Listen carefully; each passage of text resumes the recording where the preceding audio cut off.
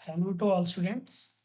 आज हम डिस्कस कर रहे हैं हमारा चैप्टर नंबर सेकंड सॉल्यूशंस की फोर्थ प्रैक्टिस शीट है और इसका सेकंड क्वेश्चन है। क्वेश्चन ये हमारा ओस्मोटिक प्रेशर पे ही बेस्ड है। अब इन्होंने यहाँ पे बोला हुआ है कि blood cells are isotonic with 0.9% sodium chloride solution. What happens when we place blood cell in a solution containing 1.2% NaCl solution or 0.4% NaCl solution? तो बेसिकली इस टॉपिक के अंदर या इस क्वेश्चन के अंदर हमें ये बोला गया कि हमारे जो ब्लड सेल्स होती हैं वो आइसोटोनिक होती हैं 0.9% सोडियम क्लोराइड सॉल्यूशन के साथ।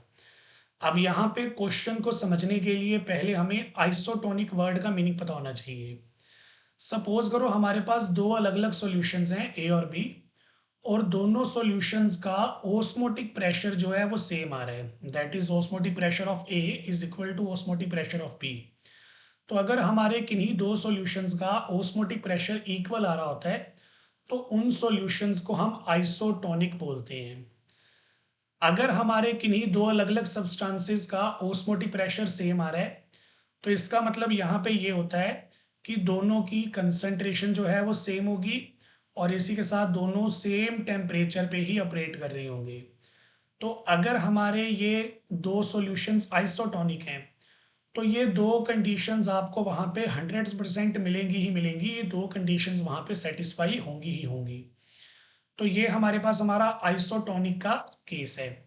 अब यहाँ पे हमें बोल दिया गया है क्वेश्चन में कि जो हमारे ब्लड सेल्स हैं, ब्लड सेल्स जो हैं वो आइसोटोनिक हैं 0.9% NaCl सॉल्यूशन के साथ। अब हमें ये पूछा गया है कि अगर हम कंसंट्रेशन 0.9 से ज़्यादा कर देंगे यानी कि 1.2 कर देंगे तो क्या होगा, और 0.9 से कम कर देंगे यानी कि 0.4 कर देंगे तो क्या होगा। तो इन दोनों केसेस में जो आंसर है वो आंसर मैं आपको बता देता हूँ।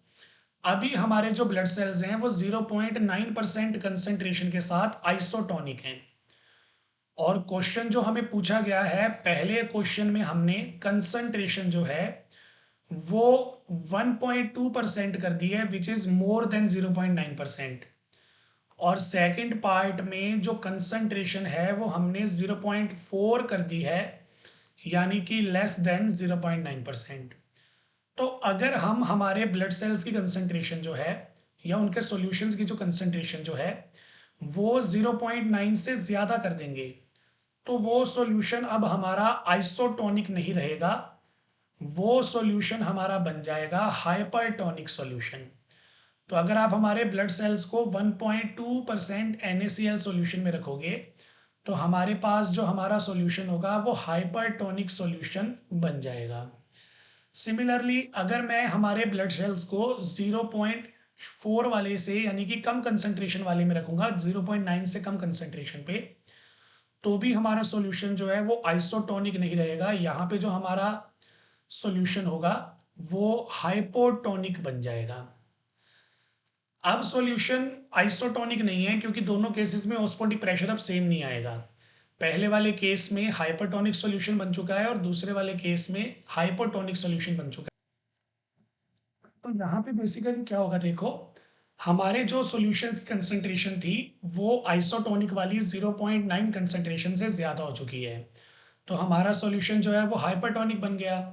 अब हाइपरटोनिक सॉल्यूशन के अंदर जो हमारे ब्लड सेल्स होंगे वो श्रिंक हो जाएंगे, मतलब उनका साइज जो होगा वो पहले से छोटा हो जाएगा।